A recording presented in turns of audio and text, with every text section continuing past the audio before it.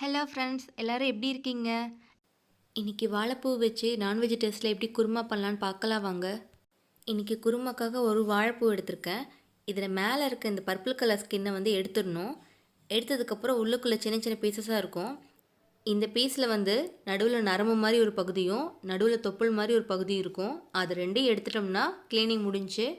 இப்போ இந்த 2 பீசஸையும் எடுத்துகிட்டு நம்ம சின்ன சின்னதாக கட் பண்ணிக்கலாம். இந்த வாழைப்பூ வந்து க்ளீன் பண்ணுறதுக்காகவே நிறைய பேர் வந்து சமைக்கவே மாட்டாங்க. ஆனால் அதில் அவ்வளோ பெனிஃபிட்ஸ் இருக்குது. இதை அடிக்கடி உணவில் சேர்த்துக்கும் போது அல்சர், மலச்சிக்கல், இரத்த சோகை, கண் சம்மந்தமான பிரச்சனை எதுவுமே வராது.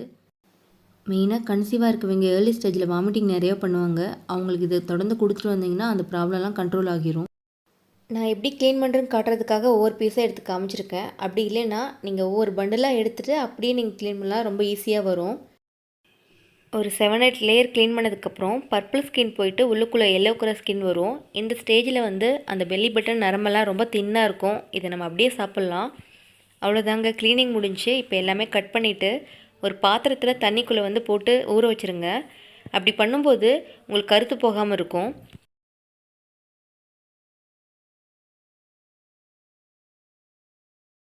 தண்ணியில் சேர்த்து ஒரு வாட்டி மிக்ஸ் பண்ணி அப்படியே விட்டுருங்க. இப்போ கிரேவி ரெடி பண்ணலாம். ஒரு பேனில் ஒரு டீஸ்பூன் ஆயில் சேர்த்துட்டு கடுகு, உளுத்தம்பருப்பு, கடலைப்பருப்பு எல்லாமே ஒரு 1/4 டீஸ்பூன் சேர்த்திக்கோங்க. நல்லா பொரிய விடுங்க.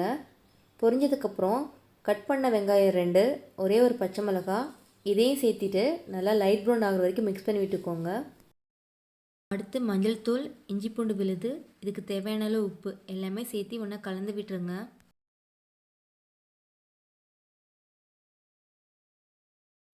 அடுத்து 2 தக்காளி கட் பண்ணி சேர்த்திக்கிறேன். இது நல்லா சாஃப்டன் ஆகிற வரைக்கும் மிக்ஸ் பண்ணி விடுங்க. தக்காளி நல்லா மசிஞ்சதும் நம்ம கட் பண்ணி வச்சுருக்க வாழைப்பூவை வந்து சேர்த்திக்கலாம். நான் கட் பண்ணது வந்து ஒரு 3 கப் வந்துச்சு சேர்த்திருக்கேன். இது ஒரு வாட்டி மிக்ஸ் பண்ணி விட்டுட்டு ஒரு 1/2 கப் மட்டும் தண்ணி சேர்த்து தட்டு போட்டு ஒரு 5 நிமிஷம் வேக விட்டுருங்க. வாழைப்பூ வேகிற கேப்பில் நம்ம மசாலா ரெடி பண்ணிக்கலாம். சூடான பேனில் 1/4 டீஸ்பூன் சோம்பு, மிளகு, அன்னாசிப்பூ, வரமிளகா, ஒரு சின்ன துண்டு பட்டை எல்லாமே சேர்த்து நல்லா ட்ரை ரோஸ்ட் பண்ணிக்கலாம். கடைசியாக ஒரு 1/2 கப் தேங்காய் சேர்த்து அதையும் ரோஸ்ட் பண்ணிவிட்டு தண்ணி விட்டு நல்லா மைய அரைச்சிக்கணும். அப்புறம் வாழைப்பூ ஒரு 50% தான் வெந்திருக்கும்.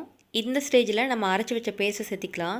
நான் அரைக்கிறதுக்கு 2 கப் தண்ணி, அடிஷ்னலாக 1 கப் தண்ணி மட்டும் சேர்க்குறேன். உங்களுக்கு கிரேவி இன்னும் தண்ணியாக வேணும்னா கொஞ்சம் கூட தண்ணி சேர்த்திக்கலாம். ஒரு வாட்டி கிரேவி நல்லா மிக்ஸ் பண்ணி விட்டுட்டு தட்டு போட்டு 10 நிமிஷம் வேக விடுங்க. வேக வைக்கும்போது லோ ஃப்ளேமில் இருந்து வேக விடுங்க. அப்போ தான் வந்து வாழைப்பூ நல்லா வேகும். கடைசியாக காய வச்ச கருவேப்பிலை வந்து கட் பண்ணி வச்சுருக்கேன், அதை சேர்த்திட்டு மிக்ஸ் பண்ணி இறக்கிடலாம். இதை சாப்பிடும்போது உங்களுக்கு அப்படியே ப்ராய்லர் சிக்கன் சாப்பிட்டா அதே டேஸ்ட் இருக்கும், செம்மையாக இருக்கும். இது எப்படி இருக்குன்னு வீட்டில் ட்ரை பண்ணிவிட்டு ஃபீட்பேக் சொல்லுங்கள்.